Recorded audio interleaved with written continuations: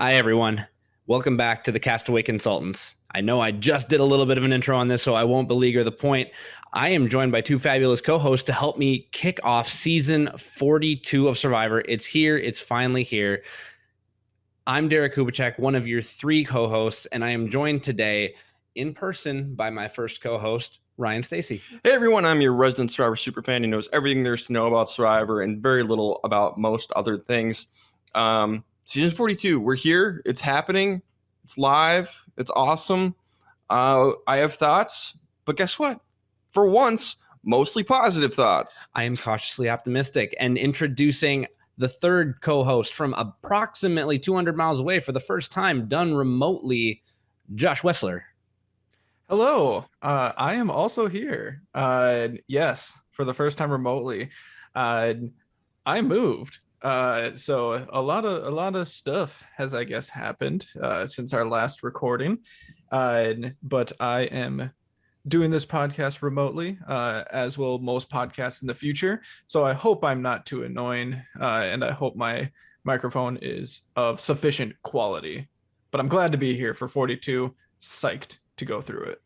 You're forcing us to become tech savvy. You know, there's sweat and there's savvy. Sweat would be you driving up here all the time. Who wants to do that? We got to be savvy. I want him to do that. Well, I mean, I want Josh here. I love seeing his beautiful smiling face 2 feet from me whenever possible. But if that's not on the table, if that's not one of the options, unfortunately, we have to go with savvy. And the best kind of savvy is tech savvy. You know, my time isn't really that valuable, so that's not what I care about. It's those rising gas prices. Damn it, Putin, ruining the podcast. Thanks, Putin. The biggest crime Vladimir Putin ever pulled. Oh, boy. We're already really getting into it, aren't we? Separating Josh from us. Yep. So season 42, you guys, episode 1 premiered tonight. 2-hour episode feels like a roller coaster, and this was a roller coaster of emotions for sure. A lot of highs, a lot of lows. A lot of emotional lows, but I enjoyed the episode. What did you guys think? Yeah, so Ryan, you and I got to talk about it already, but I'm interested to hear what Josh has to say. Oh yeah, I don't have the bias of talking to you guys in person about all this, huh? Well, personally, it was kind of interesting just because I feel like a lot of stuff happened during this episode, but I feel like unlike with 41, where we felt like we came out of it knowing like everything about everybody, I feel like we only got to know a couple of people still. Maybe that's just because they just dove a little bit into them, or maybe they focused on a couple of other things on the island. But even though they didn't have to take a lot of time explaining advantages or new aspects of the gameplay, I feel like there was still a little bit of something missing throughout the episode. It was still very enjoyable from my point of view, and I enjoyed the premiere. But I felt like I didn't get to see a whole lot of the gameplay side of it. Yeah, I mean, I guess the gameplay in this episode wasn't necessarily all that impressive. I think Derek said about halfway through the episode, he's like, I don't know if any of these people are really good Survivor players.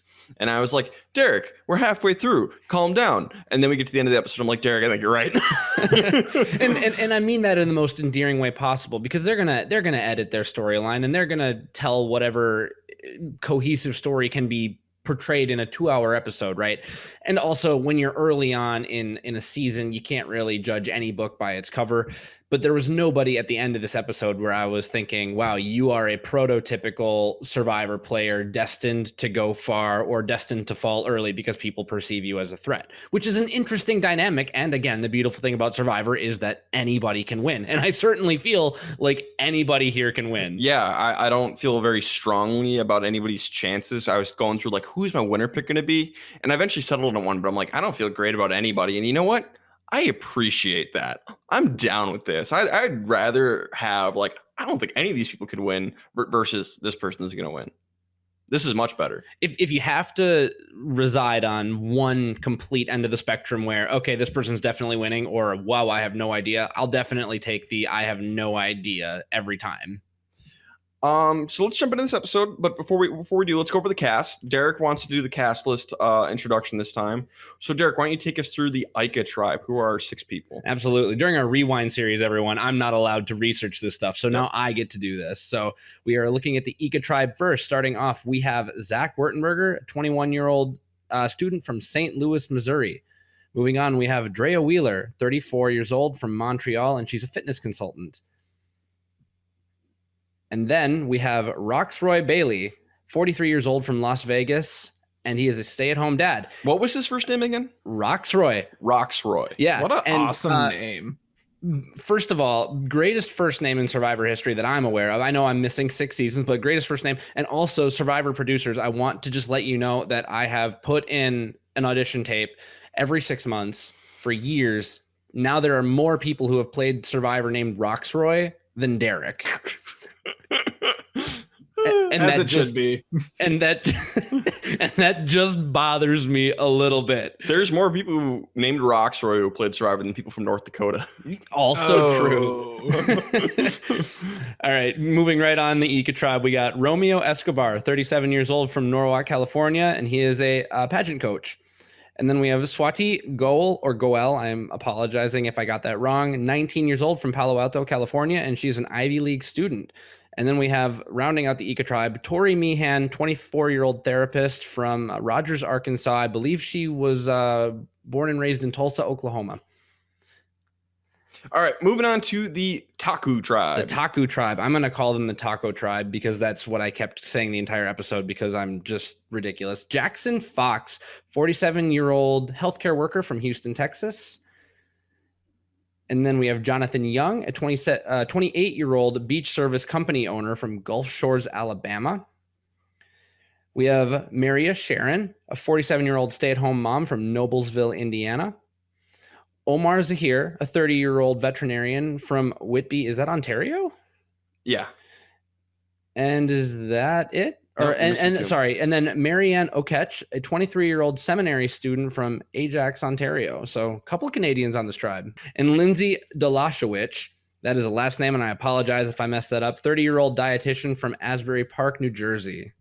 And then we have the Vati tribe. Oh, and then Ika's in blue, Taku's in orange, and Vati's in green. Vati, the green tribe. We have Chanel Howell, a 28-year-old executive recruiter from New York, New York. Daniel Strunk, a 30-year-old law clerk from New Haven, Connecticut. Hai Gang, a 28-year-old data scientist from New Orleans. Nolans. Jenny Kim, a 42-year-old creative director from Brooklyn, New York. Lydia Meredith, a 22-year-old waitress from Santa Monica, California. Yep. I love your Twitter handle, by the way. She's 100% from Santa Monica. That explains so much. I love your Twitter handle, Lydia. So I know that you're an avid listener. So, just shouting that out. And then Mike Turner, a 57-year-old retired firefighter from Hoboken, New Jersey. I wonder if he knows Tom Westman. Yeah, not too far from each other. Not too far. He's got to at least be familiar. And that's our 18. That's our 18. We're going to lose 2 of them tonight. And then 16 to go. So spoiler alert for the season 42 premiere. Solid episode. Not amazing, but solid. So go watch it and come back and listen to us. Absolutely. So spoiler alert from here on out. 3, 2, last chance, 1. Okay. All right. So heartbreaking episode in some ways. But you guys ready to jump into this thing? Absolutely. Yep. All right, so season 42 begins. We get an opening challenge, and a lot of this stuff is going to be carried over from 41. Not all of it, but some of it will be. The winner of the opening challenge gets a pot, a machete, and a flint for winning. No rice for anybody. But the twist in this challenge is, it starts out 3 players, 1 player from each tribe runs out into the jungle to get some paddles. Then a second group goes down the beach to get paddles. But once the second group goes out, they have to stop.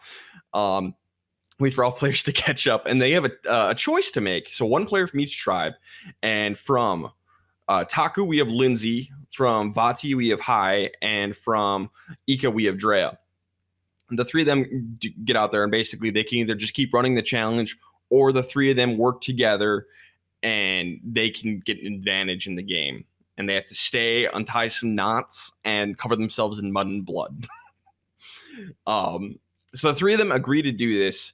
And the reason why I like this is because they can all just kind of stall out there and no one will think anything is weird. It's just like, oh, this is just really, really hard. And all 3 of them come running back covered in mud and in blood in some cases to really sell it. So Lindsay, Hai, and Dre all agree to do this. I like it. I'm a fan. I like that they chose to do this. Yeah, I really enjoyed it too. And the only weird thing about it is that it feels like a no-brainer. Like it feels like there's no negative as far as they know yet. to all communicating together and going in on this ruse. The only thing I'd maybe critique here is maybe don't put the blood on you, because that almost looks a little obvious. Just a little bit, maybe. Maybe a little bit more inconspicuous with everything, but otherwise, yeah. And they don't know it yet that it's kind of like a two-sided advantage here. So Josh, I said the same thing to Ryan. I said, maybe do the mud. You don't have to do the blood. I've since come around. I've decided I would do one small amount of blood, and I would do it on my arm or my fist. And they'd be like, "What, are you bleeding?" I'd be like, "It's not mine." It's not my blood. Just a real alpha bro move. I think they could have just said, like, we had to crawl through a pit of mud and blood to get the ours. It was ridiculous. That could have been a way to sell it. That's from the pig I had to wrestle. Eliza turning over in her grave. We'll go back to Survivor Africa. We had to do shots of pig's blood or cow's blood. Oh. And I decided to swim in it. What is nice, and I mean, spoiling this now, but this is not going to come back to bite any of the players that we see. So obviously, not yet. But as far as we know, it all worked out well. So Survivor did a good job of giving these players an opportunity to connect, and then gave them kind of a free out, which I don't mind sometimes. Daniel's going to fall and dislocate his shoulder and still finish running the challenge, doing the paddling and stuff with a dislocated shoulder. Good for him. Ouch. Gives a nice little shout out to Stephanie LaGrossa. A nice little preview for an upcoming podcast of ours. Yes, we recently recorded the Rewind series for Survivor Heroes versus Villains. So Derek has now seen all of Heroes versus Villains. It's not out yet. It's not going to be released till after season 42 finishes, but we recorded it. So Derek was not spoiled. Oh, by the skin of my teeth, yeah. I got that reference. I jumped up and shouted like Captain America. I understood that reference. We have not done 21 yet. So literally the most recent season we did the Rewind for was 20. So very lucky. Jonathan gives Taku a massive lead. At the very end, it's kind of the hero portion of the challenge where one person has to tie knots to retrieve a key. And I think it's Maria. We'll find out in a later episode, and we'll probably completely wrong. I thought it was Mariah. Mariah, maybe. Yeah, remember when we thought Evie was Evie? Yeah. So I mean, we're working through this, guys. Stay tuned. Player number 14. They still have numbers, not names. She blows it and allows Ica to win thanks to Rox Roy. So Ica gets all their good stuff, pot, machete, and flint. It's the high point for the Ica tribe this episode, I think. Yeah, the come from behind victory is 100% their highlight. Medical's called in to look at Daniel, and they relocate his shoulder, and he's going to be like totally fine for the rest of the episode.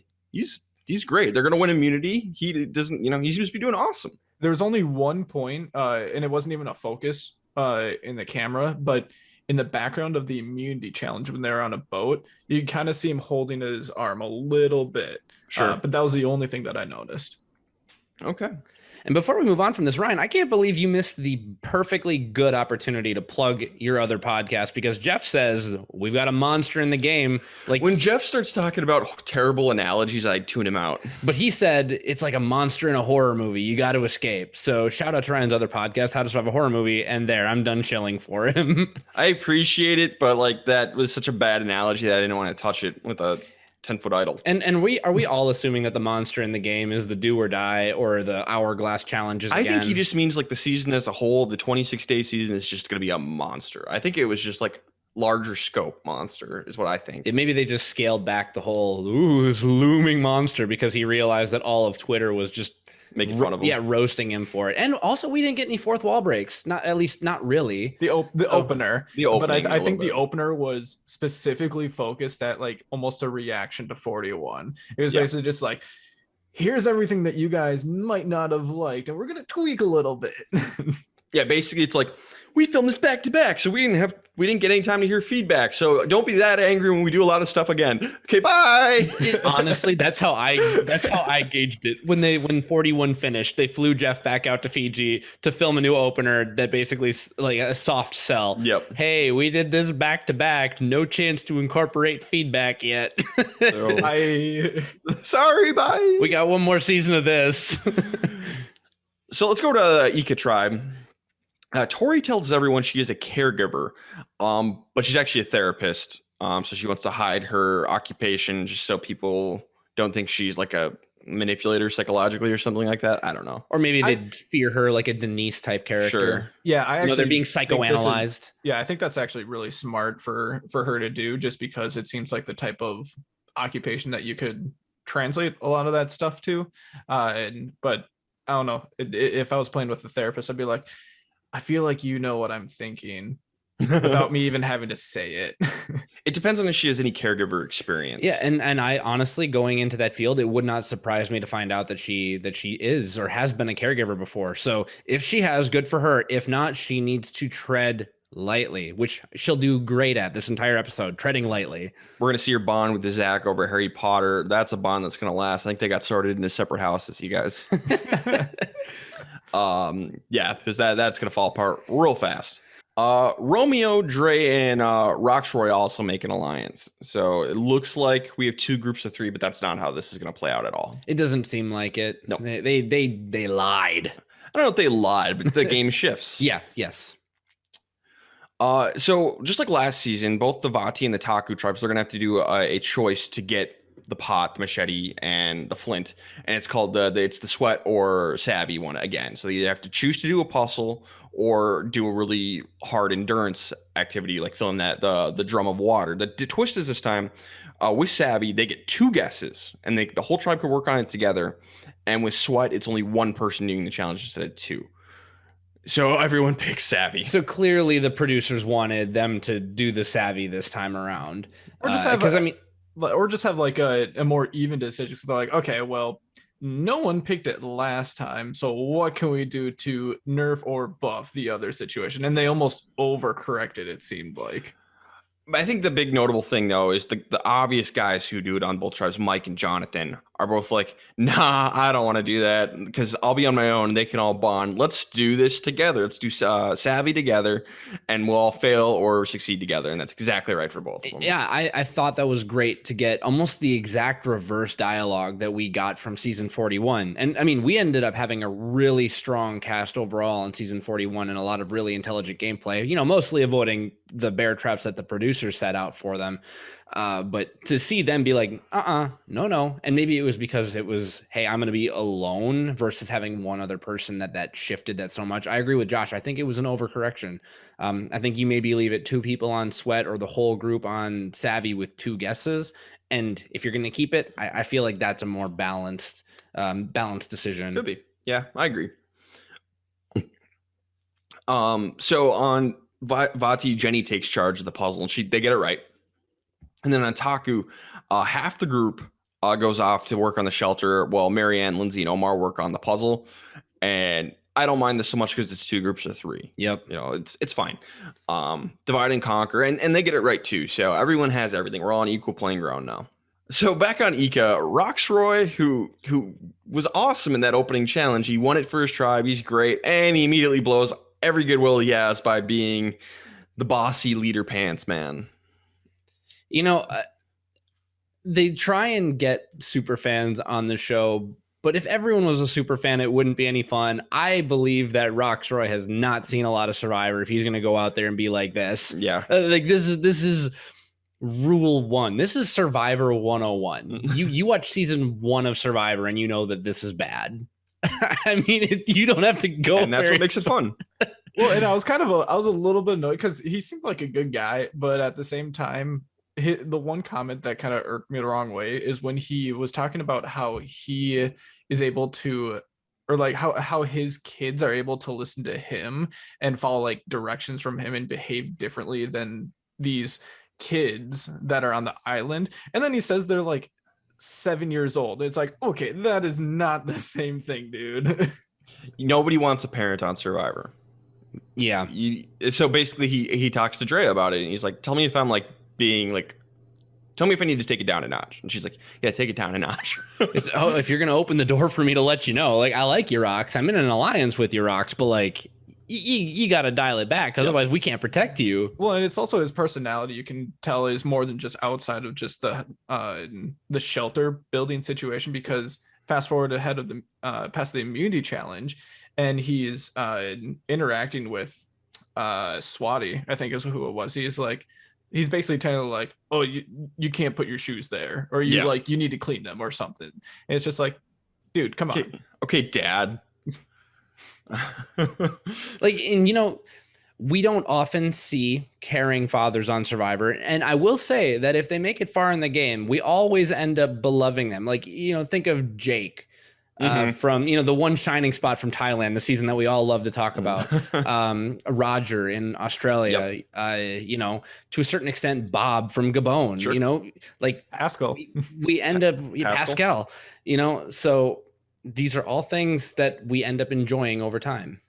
Yeah, the wholesome father figure can be fun, but like the drill sergeant father figure, nobody wants on Survivor, and you're not going to last very long.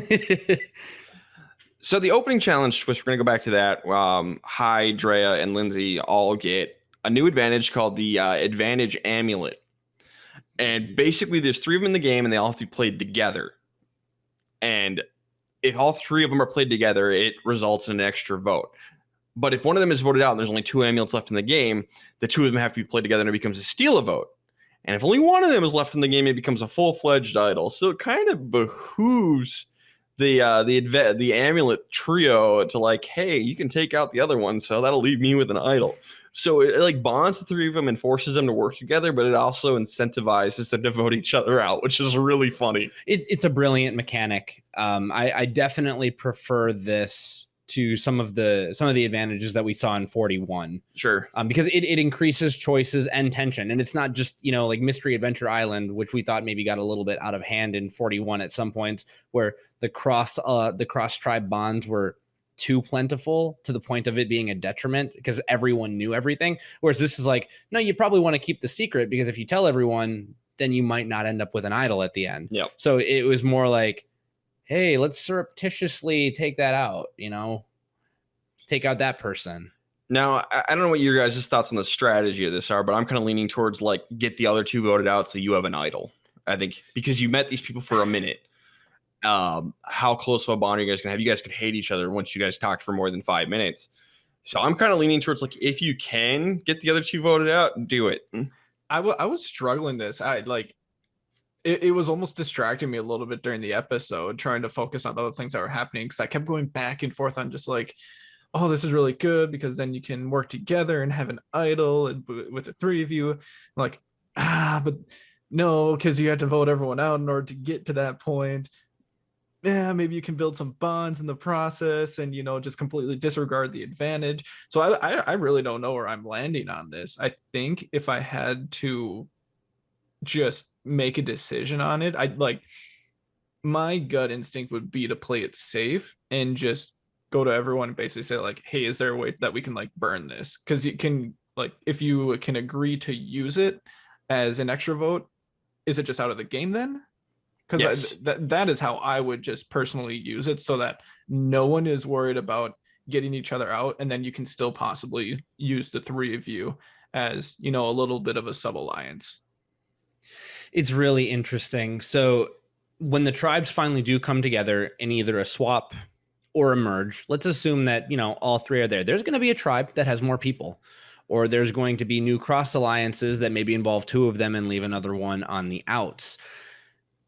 That might suggest to people listening, oh, well, then, if you're the one in power, then just vote out the other 2. Remember, they have knowledge and they can share it. So even if you are at a disadvantage in the numbers, you still have the advantage of information where, hey, if you vote me out, you're giving so-and-so an idol. Do you want that? True. So I think there's at least 1 or 2 more layers than just, is it, oh, vote them out and get an idol, or use it all together.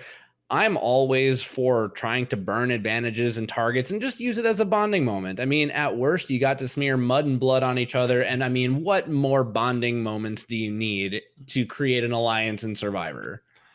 And one thing, if the opportunity presents itself in the pre-merge, at least, definitely try and get those 2 voted out. If you can like tank those 2 games, do it in the pre-merge.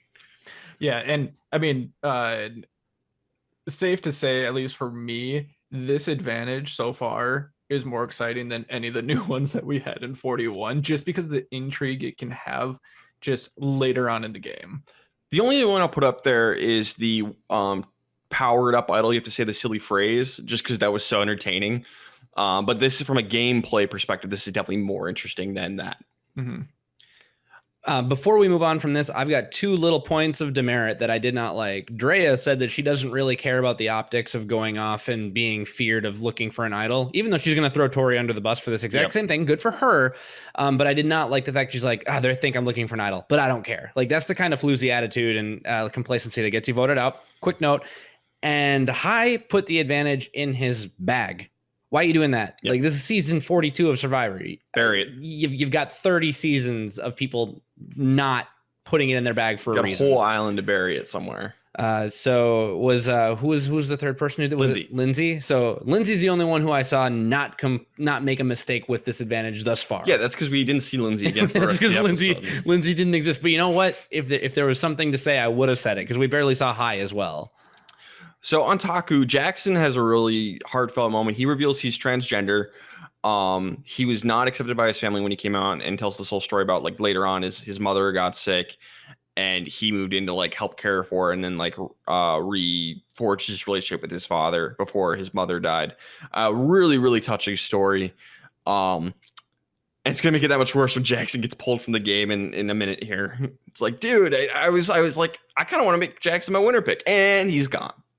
I was rooting for him from that moment on. I love heartfelt, touching stories. This is, again, something that a 2-hour premiere grants you. And I'm sure we would have gotten the story anyway, just given the circumstances. Yeah.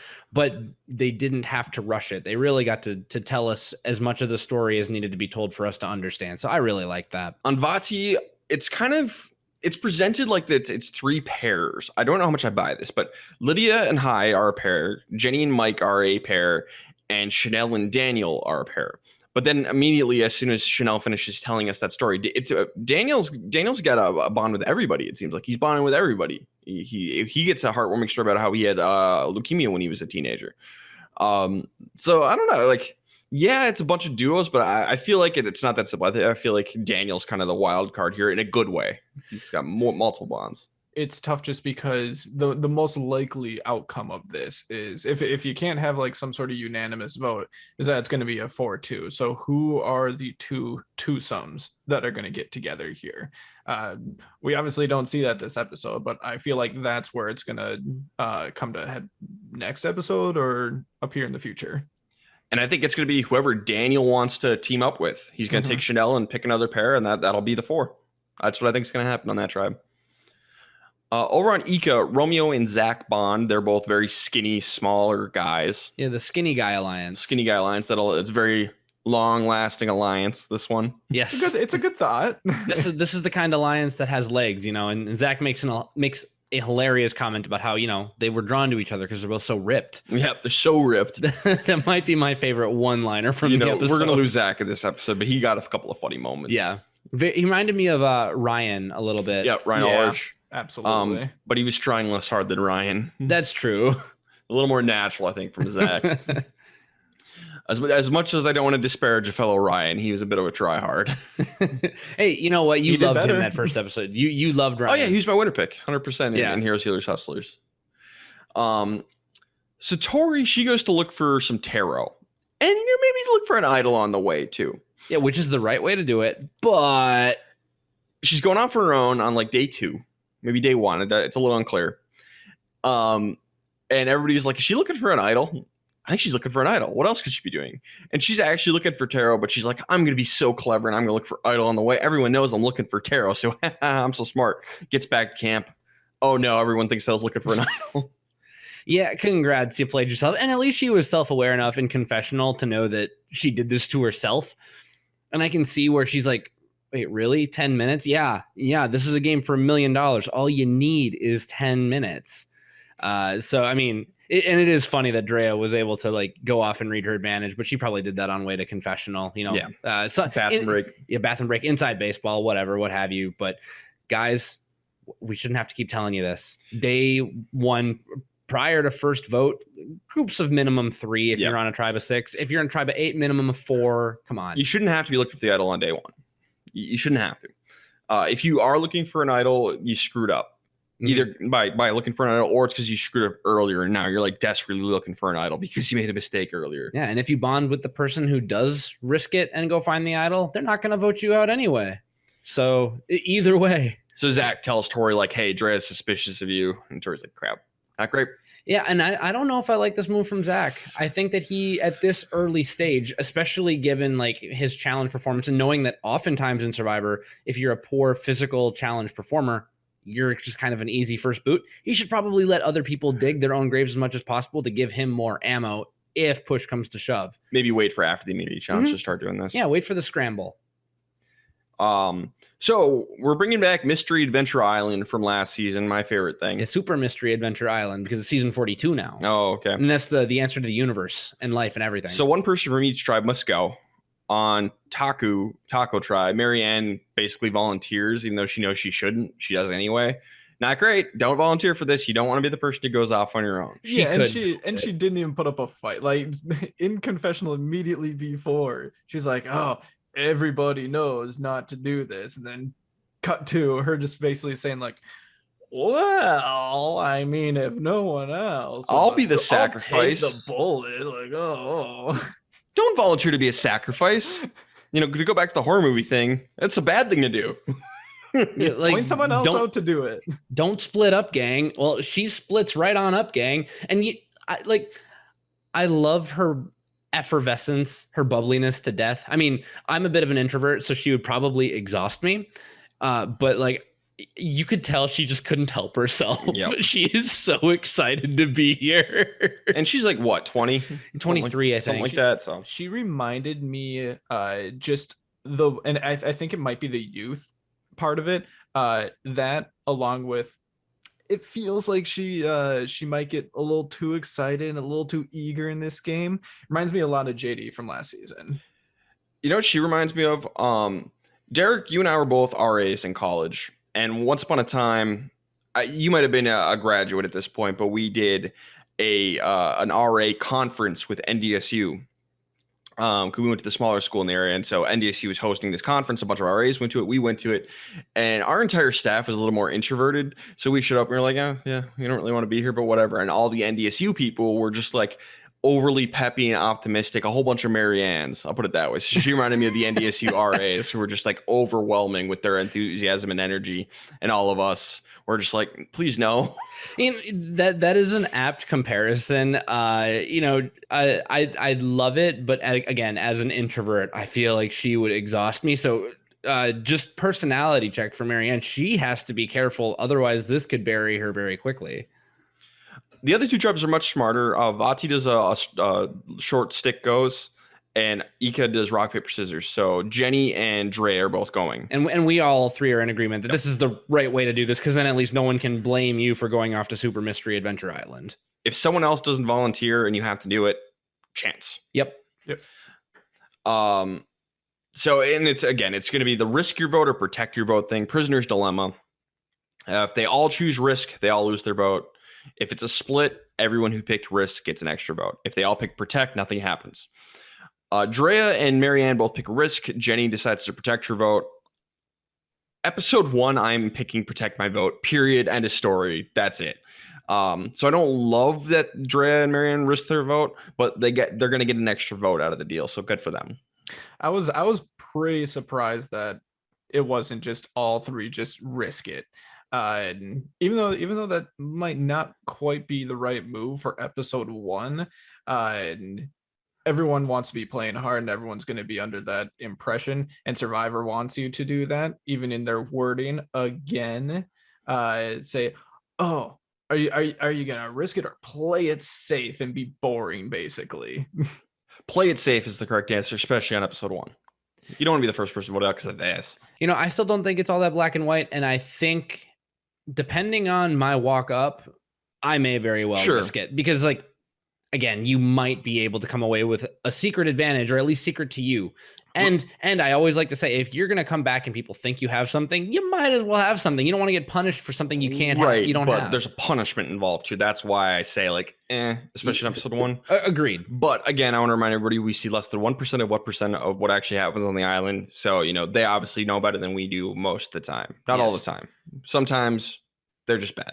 But I'll give them a little bit of the benefit of the doubt, and I won't, criticize Marianne and Drea. They got an extra vote. Good for them. Yeah, it paid off for them. Don't know if that was luck or if it was a good read, but so then we get a really wild turn of events. They talk a little bit. Jackson has been very dehydrated and dizzy for like 10 hours. And then all of a sudden Jeff Probst shows up on location. And it's a little bit vague, but the best I could figure it out is Jackson has been taking lithium for a long time. For sleep anxiety? For sleep anxiety and stuff like that. And he didn't tell production about that until the day before. And he didn't do that because he thought he would have kicked it and not be using it anymore by the time they went out to the island. But apparently he was still using it, I guess. It's a little unclear on that.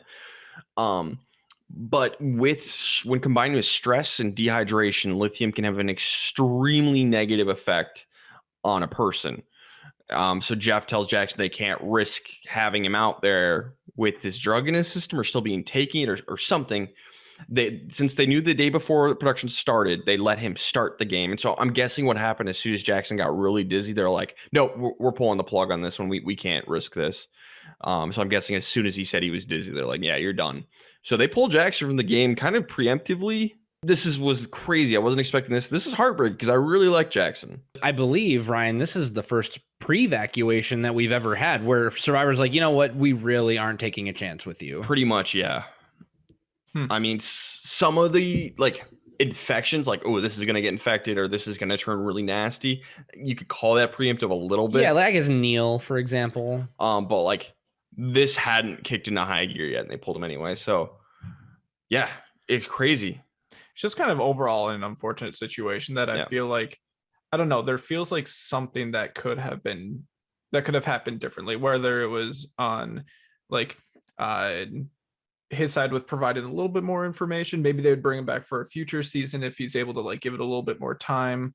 Or I don't know how the alternate situation works with quarantine and everything, but it was just so odd for episode 1 for something like this to happen. So I'm going to get on a soapbox here a little bit because this reminded me a lot of Kathy from Survivor Micronesia. Not in terms of what we saw on the show, but in like what we know afterwards, where she was on some medication and she quit cold turkey going on the show, had a mental breakdown, was going to cut off her own finger to get taken off the show.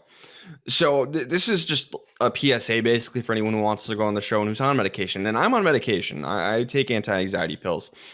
So I can relate to Jackson and Kathy in just terms of like not being worried that medication might prevent you from being on the show.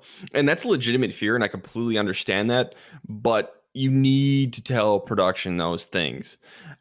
Maybe it'll exclude you from being on the show, but at the same time, like if you do go on and you quit cold turkey and you're out there, you could have something bad happen to you mentally, physically. It's not worth playing with fire for this. So I empathize with them wanting to be on the show, but this was a case of you needed to be more honest upfront with production. This could have been avoided, and much as it sucks, and maybe Jackson can't play Survivor, period, and that sucks, but it's not worth like that risk. So anyone out there who's in that position, you just got to be honest with production on that one for sure. No, and I hear you. And if you aren't honest with production about taking medication, and I understand that since lithium was more of like a sleep aid, I don't know if it would be considered more of like a, like a mental health related medication, or because it's helping regulate his sleep, it's a physical medication. Either way, like let's say that you can't sleep regularly and you would actually go out there and, Tony said that he slept 1 hour a night. I don't think that's true, but if you actually can't sleep, you are going to become delirious, and that is so bad for your health. You probably shouldn't play Survivor. If it was more for your mental health, you're saying that mental health isn't as important as physical health, because you're going to go through your physicals, you're going to go through your testing, and they can find that stuff on their own and let you know if you're ready to be on Survivor or not. They make mistakes, Mike on Samoa happened, right? But you need to help them understand where you're at from a mental health perspective. And if you don't, you are discounting the importance of mental health in terms of overall health. So again, it sucks, but if you're trying to fight that good fight and remove the stigma of mental health and be honest and move society forward, you should also disclose that. Got to be honest. It's like talking to your doctor. You got to be honest. Might suck, and it might be something you don't want to hear, but it's the better path to go, period. And I know a lot of people say the game of Survivor starts before you get on the island, and it starts with, working through production. But there's also those things that are bigger than the game. Yep. This is one. Survivor might mean the world to you, but it stinks. And I will say, you took it like a champ. Explained the entire situation, was open, honest, basically wanted to be completely transparent on it. So good on him for that. 100%. Immunity challenge. We're going to go back to the whole penalty for last place thing, which I hate. There should not be a penalty for getting last place. Last place is going to give up their flint. Don't like this. Yeah, go back, listen to our episode 1 of 41. You can hear it. Go back and listen to, oddly enough, Fiji of our rewind. You'll understand why punitive challenges don't work. Listen to me completely call my shot on that one, on exactly what would happen that season. Ryan 100% called this all through 41. Kudos to him for that. So, and we'll have to watch that this season now. Yeah, I think Ika's in huge trouble. I think Ika is in a world of hurt after losing this challenge, taking third. Yep, taking for third, losing their flint, because Ika's gonna lose. In a worse situation than the tribe that went in with one less player. Yep. But the Taka tribe's got what's his name, Jonathan Young, who's just a tank. Modes it. Oh my god. Ryan made a funny sort of just like off the cuff comment. He's like, Jonathan, that's a great merge boot for you. Yeah, he's gonna be an excellent merge boot. Can't wait. They're not gonna vote anybody out, and then they're gonna get to the merge, and he's gonna be like the first one gone. That's exactly what's gonna happen. I believe you entirely. They also get we're bringing back the shot in the dark advantage. So everybody gets the shot in the dark dice. Taku wins, Vati gets second, Ika gets third, loses their flint. Brutal challenge. This seemed really tough. Yeah. I mean, especially on like we just saw, I mean, not just saw it, it was a few months ago, but like we just saw in 41 how much people got drained over this season because they weren't given any resources, no rice, no really good rewards. Like it was the simplest rewards ever. So to completely on top of that drain everyone on day 2 or day 3, whatever this is, just right off the bat, gonna kill them basically. I'm interested to see what the repercussions might be. It's going to be a tough season, I think. I think this was supposed to be a welcome to Survivor moment. You might think that it's that opening reward challenge. If you're hi, Jenny and Drea, maybe it's the little secret conversation with the mud and blood. But in terms of the physical... Now it gets real. Yeah, the physical prowess needed to succeed in the early game of Survivor. It's like, welcome to Survivor. Move this big boat and these huge chests. And this was a challenge designed for 6 people, not for 5. So it was even harder than it was supposed to be. Oh, yeah, good point, because each of the other 2 tribes sat someone out. Yep, and Jackson's obviously gone. So yeah, this is designed for 6. So everyone had to take a little extra weight on this one. It's probably best they pulled Jackson before this challenge. If he was already dizzy... Maybe that's why they pulled him. They're like, oh no, oh God. Because they saw what was coming down the pike. Yeah, that could be what. That might have been a contributing factor. Oh, no. Sure. So Zach blames himself because he's a really scrawny guy. He did not do great on the strength part of the challenge, and then he couldn't catch up. He and Swati did the puzzle. And I apologize if I'm mispronouncing that. I'll listen a little closer in the second episode to make sure I get it right. We will learn everyone's names. All in time. All in time. It's like the first day of class. We don't know everybody's names yet. We're working on it. First day on the beach. So they couldn't catch up on the puzzle. I don't think they had a chance to catch up. So Zach blames himself and he apologizes to the tribe. Okay. And actually, I want to take a moment to have a quick little shout out here because Brandon Straight at bstraight7 on Twitter actually tagged us on Twitter commenting about this because we have talked about it before on this podcast. And he said, in reference to Zach, he said his biggest mistake was a public apology when they returned to camp. Before he started on the puzzle, they had, he said, a 0.1% chance of catching up. I would say it's a little bit more than that, but either way, a very small chance of catching up as the other 2 tribes were so far ahead. Start talking about how we have to work together and shift blame to Roxroy. Brandon, I think you are absolutely correct on that. Yeah, apologizing once in a while can work, but more often than not, it's just going to draw attention to you. And maybe people weren't blaming you. Maybe you're all in your own head and you think you were at fault for that. And Zach was a lot at fault for it. Not completely, but a lot. But let's say it was just his head. Well, now he apologized, and everyone's like, oh, we can all pin it on Zach. So, yeah, I generally don't apologize. Don't be the scapegoat. For Zach, I think they put a lot of emphasis on him not being able to help with the puzzle. But you have to remember, there was a whole challenge before that where he really couldn't help either. And I can understand him feeling, okay, I wanted to contribute, and I really didn't get a chance to at the puzzle. And it's because I couldn't contribute more earlier than that. I don't think people blamed him for losing on the puzzle. I think that they looked at his performance in moving a giant wooden boat and then realized, okay, we can't really do this. But again, to Brandon's point, I agree. I think that you have to wait to apologize to maybe be accused. Yeah, the only way I think apology you could do it is if you're in like a hero role where it's literally just you and you blow it. Yeah. Then, you know, it was your fault. If it was your fault and it was all on you, then yeah, I think you have to apologize. Just, you have to acknowledge it. Kelly Wigglesworth in the River Raft Guide losing to Jervis. Yeah, you know, you can apologize for that. But if it's a team effort, don't apologize. And it was not just Zach on this. So yeah, I don't think Zach should have apologized. Tori decides to take this moment to host an open forum and talk about the rumors surrounding the fact that she is an idol and that she doesn't have it very convincingly. Yeah, speaking of things that you don't do, like public apologies, that is a form of public forum. Yep. So don't do that. And how about this where it's like public, I don't even know if it's like reverse shaming, because she's trying to say like, excuse me, everyone, I was looking for food. How dare you? And by the way, Drea, I know it was you. Yeah, she calls out Drea. She's like, hey, I want to talk to you one-on-one because I heard you started the rumor. And so they walk off. And Romeo's like, so who told her that? Just fess up right now. And Zach just doesn't say a word. To Zach in confessional. Whoopsies. You could just, he's got that look in his eyes, like his hand is in the cookie jar. Like you have to be able to wipe that look off your face, Zach. Dre and Tori get over their beef like immediately, to their credit. Yeah, good Survivor players do. They bonded about getting Roxroy out, yeah, even though it didn't actually end up happening.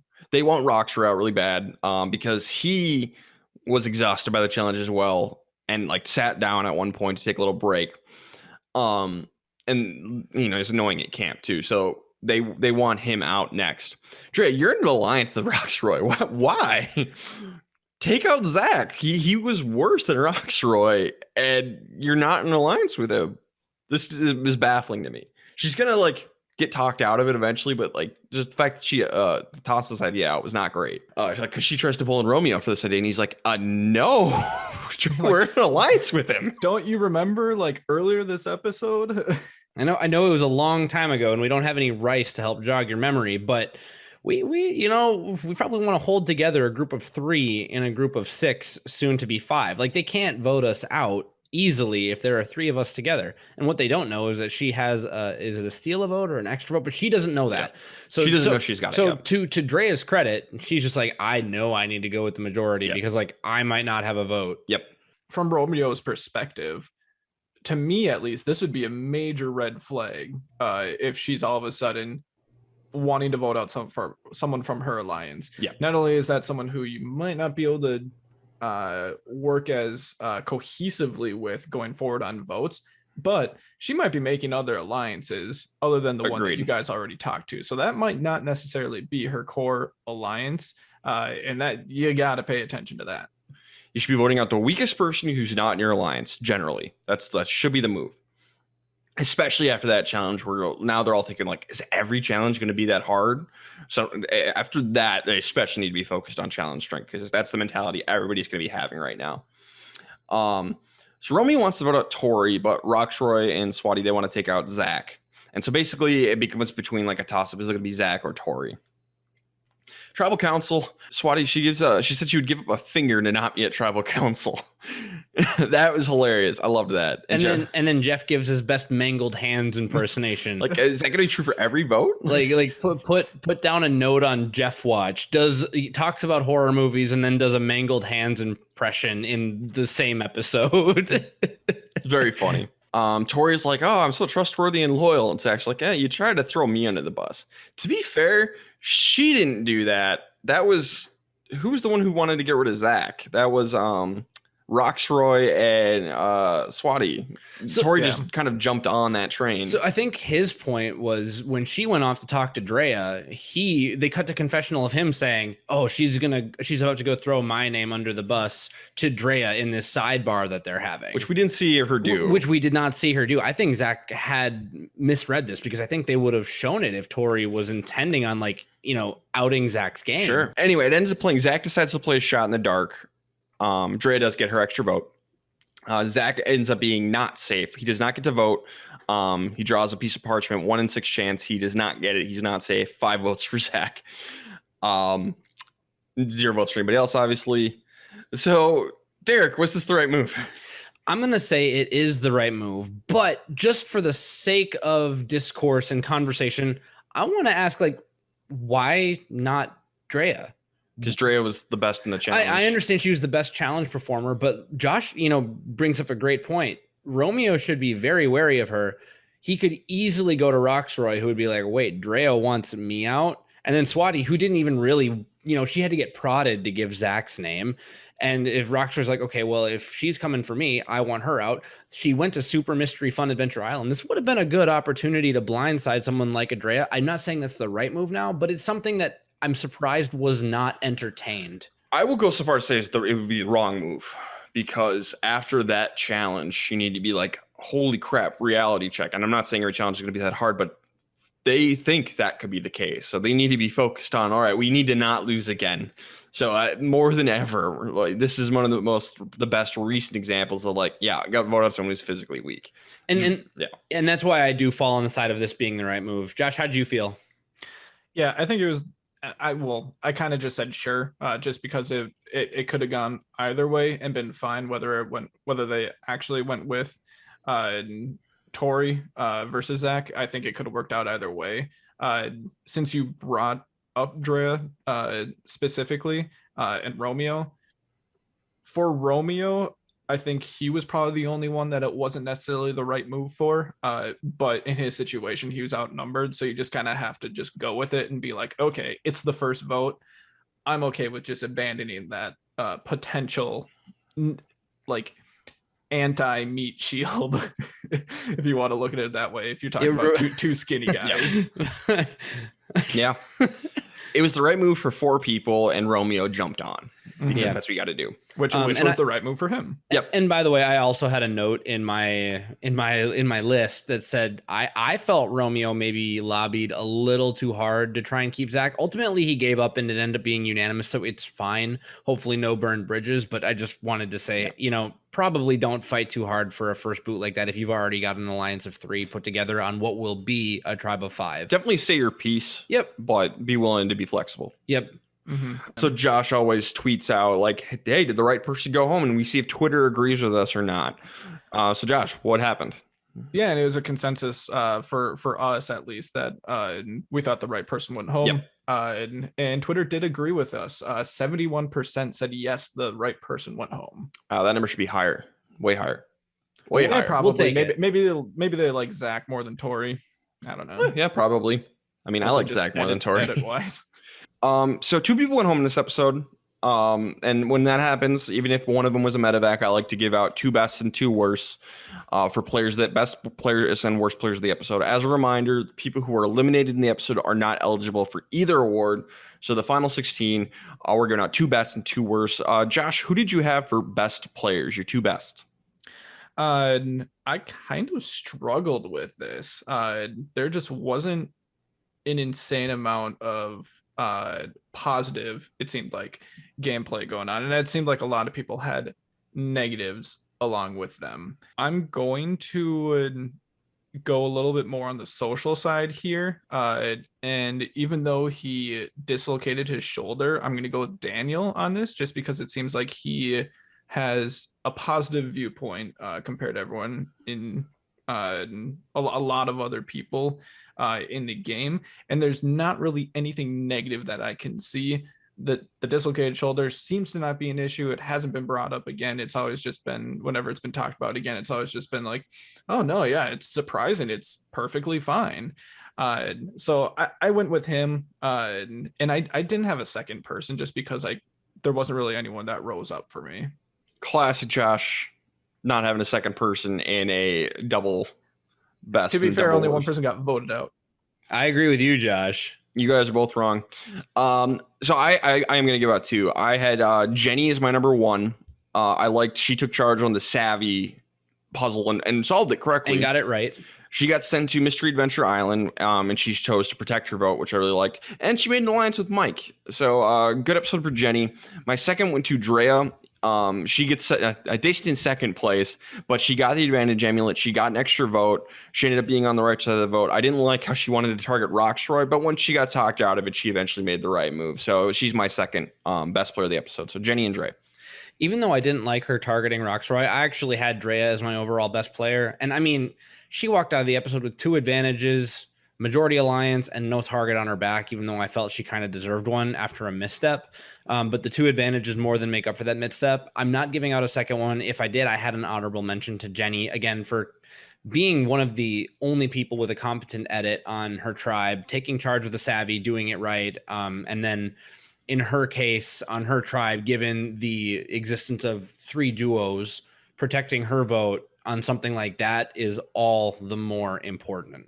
So I liked Jenny a lot, but I only felt the need to give out 1 because there was just 1 elimination. There's 2 eliminations. Or there was just 1 vote out, 1 scramble period. But we give it out like on episodes where there's just like a medical evacuation. We still give out these awards. So by your logic, we shouldn't give out awards on those episodes. I've gone both ways on it, so therefore I can't be wrong. I am not a hypocrite, Ryan. We do this podcast for fun. This is Calvin Ball. This is whose line is it anyway? No, it's not Calvin Ball. The awards are made up. And you are trying rules. to Calvin Ball. There's defined rules, and the accolades don't matter. They 100% matter, sir. Do you want to know what Ben gets worst player of the episode? Yeah, Ben from Samoa. That's fair. Rob with 2 B's from Thailand. He gets worst player. Josh, who do you have for worst player? No, I only gave out 1. Yep.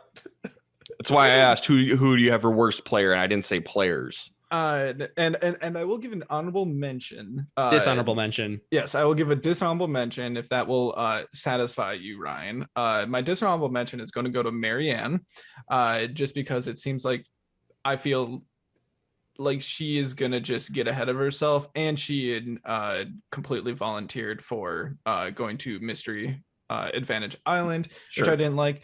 Not enough to give her worst player of the episode, which is why it's just a dishonorable mention. I'm going to give it to Roxroy, being a little bit too bossy when building the shelter, and also just socially, it seems like he's not on the same page with other people at camp. And he was the first name between the 2 girls to be able to like actually have a name tossed out of going home, even though it didn't actually end up being him. His name still is being mentioned, which is something to pay attention to. So that's why I'm going to give it to him. Yeah, I had Roxroy because, horrible social bossy game around camp. And my second one is for Tori for going to look for an idol on day 1 or 2 and getting kind of caught doing that. If you had to go like worst of the worst, like because you gave 2. Roxroy, it's number 1. Okay. So I also had Tori, but I actually had her as my one and only. And I said that was because she got caught idol hunting and she knew it was a bad move. And you're really not going to give a second one to Roxroy. I'll give him a dishonorable mention, but I'm only assigning 1 of each. I already ascribed my rules for this episode. But then for Tori, she went public forum when confronting people about talking about her looking for an idol. And then very, overtly was like, Drea, let's go have a conversation about this right now. And, that worked out for her to have a conversation with Drea, but the optics publicly were not good. I mean, even though Zach went home, he was kind of miffed about this. Let's throw in there, if let's say that Shot in the Dark had worked, I bet you Tori would be gone. Yeah, she would be. It would have been a revote completely because there would have been no other votes. And I think everyone would have piled up on Tori. I think you're right. I will agree with that. So she was the backup plan. And lastly, I didn't really like the way that Tori was taking the cat out of the bag at Tribal. She was talking a lot, very loudly, very confidently. I think a more savvy Survivor player would have kept it a little closer to the vest. So I didn't exactly like what I saw from her at her first Tribal. All right, so let's go into our next a topic. Who is going next? One of my favorites. I'll start us off. I'll do the Ika tribe, And Derek, we'll have you do Taku, Love and it. Josh can do Vati.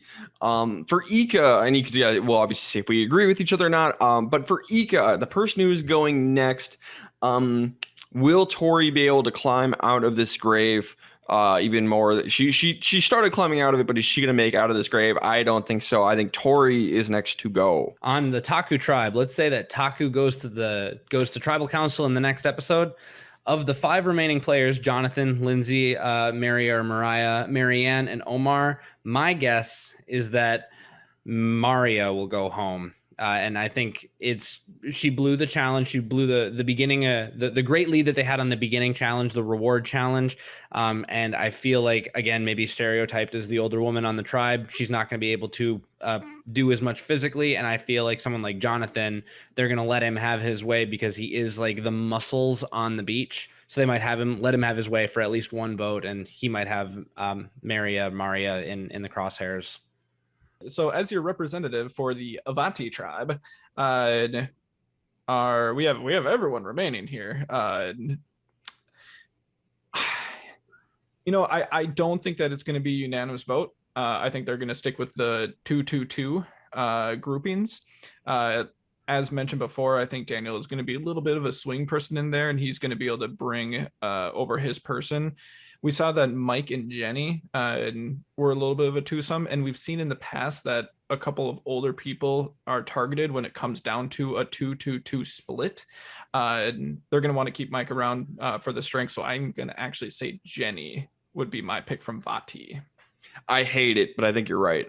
I hate it too. I like the screen time that she got. She seemed like a very competent player, which is saying something so far this season. Now let's go. Who can't win the game? Derek, who can't win? Oh, I didn't even think about this yet. I'm sorry. This is the first one back. So yep. This is a tough one. I can go first if you want me to. Please. For my pick, who can't win the game, it's Roxroy. I think with a bullet, I don't think he's got any social finesse at all. I think he could. I don't think he'll get to the end, but even if he did, no one will like him enough to vote for him. So Roxroy is my pick. Yeah, I'm gonna gravitate toward Ika as well. We did not see enough of we didn't see enough of the dynamic on Vati or Taku, I think, to make an educated guess on who can't win. Put Ika in a final 3 situation right now, and Roxroy is the one who can't win. And I feel like he's got quite a hole to dig out of by the time he gets to the end. That being said, if Carrying Power can come out, prove us wrong. But if I had to pick one today, it's Roxroy. Yeah, it's tough for the premiere, but we're going to go 3 for 3 here and go with Roxroy. Shocker that our worst player of the episode is also going to be the least likely to win. Yeah. All right. And last important thing we got to do is we got to make our official winner picks for this season. We got to lock them in and see how this goes for us. Derek, why don't you go first? So as usual, I try to narrow it down to at least one player from each tribe that, piques my interest. So from the Vati tribe, I actually have Jenny and Chanel. I feel like those are the 2 twosomes that may come together. And I feel like we got way too much of an edit for Mike for him to go home early. Granted, they might just be getting it out of the way early. It didn't seem like that to me personally. From the Ika tribe or the Ika tribe, I have Romeo or Tori. The total redemption arc for Tori after a kind of up and down first episode. And then Romeo at least showing some strategic finesse, even if it wasn't perfect. And then Taku, I had no idea because we don't know Taku. I'm sure he's going to win naturally, but I'm going to say Omar from Taku, and that's based on pretty much nothing. It's mostly picked from me thinking that Jonathan can't win, and then I don't know who Lindsay is. I don't really know who Maria is, and Marianne. I don't think she's long for the game, but we'll see. I hope she is. So.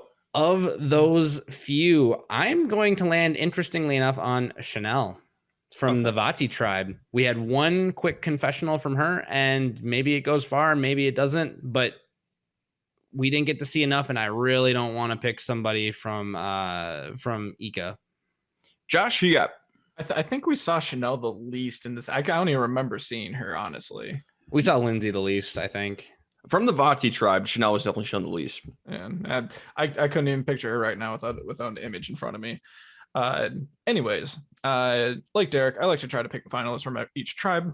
From Taku, and I also went with Omar just because the other 4, I just can't see it. I just based on what we have gotten so far. That doesn't mean that they can't. It's just there just isn't something there. At least we got like one confessional from Omar, like 1 or 2. So that's something. From Ika or Ika, I already forget how it's pronounced. I'm gonna go with Drea. I know that Romeo was kind of the level-headed person to bring her back in, but I feel like she is at least making a little bit more of a connection with other people rather than Romeo. So I like her out of Ika. And for Vati, we didn't really see a whole lot of them after the beginning of the episode, but I like Hai there. I did like Lydia and Daniel as well, but they just don't seem like I don't know what it is, but it just doesn't seem like they would also be long for this world. And I had like I feel like we are not being led down any sort of like editorial path like we have been in previous seasons, so it's not going off of much here, but I'm gonna go with Hai as my winner pick. See, I'm scared for the amulet trio. I'm scared like they might pick each other off, so I stayed away from them. That's fine. I didn't want to pick anyone from Ika, and I don't know, starting off with only 5 people and not really knowing a whole lot about them, I'm kind of scared of Taku as well. So I really like what Vati has going for them right now. Yeah, I don't even have an honorable mention from Taku. I completely ignore them. I have 2 honorable mentions. I like Jenny and I like Swati. I just think Jenny could get targeted earlier, and I think Swati is too young to win the game. But I really like both of them. But my ultimate pick is going to be Daniel. I think Daniel's going to get the redemption arc from breaking or dislocating his shoulder, and he seems like he's got the best social game going on Vati. So yeah, Daniel's my winner pick. I don't feel good about my winner pick, guys. I don't feel great about mine either, and that's what makes it fun. I like how we have 3 different winner picks all on the same tribe. Yeah, so reminder, Derek has got Chanel, Josh has Hai, and I have Daniel. Okay. And for anyone out there who cares, my preseason winner pick based solely on Twitter interactions was Tori. LOL. LOL. You can follow us on Twitter at Castaway Pod. Go ahead and give us any 5-star reviews, please and thank you. And then we'll get hyped for the rest of the season. 42. We got a long way to go, and I'm excited. Solid premiere. All right, guys. Anything else before we wrap up here? I'm cautiously optimistic. I came in today cautiously pessimistic, but I leave cautiously optimistic. Same. Yeah, absolutely. I'm not getting more hype than that. Yeah, like Ryan said, you can follow us on those social media. We're also on basically any podcast platform that you can think of, including Facebook. Oh, wow. So go follow us there. And then we do release some blogs and episodes and everything like that on our website, which is thecastawayconsultants.com. It's got all the content there if that's easier for you to browse around than just scrolling through one long podcast feed. All right. This has been the Castaway Consultants. Got nothing else for you. Good night.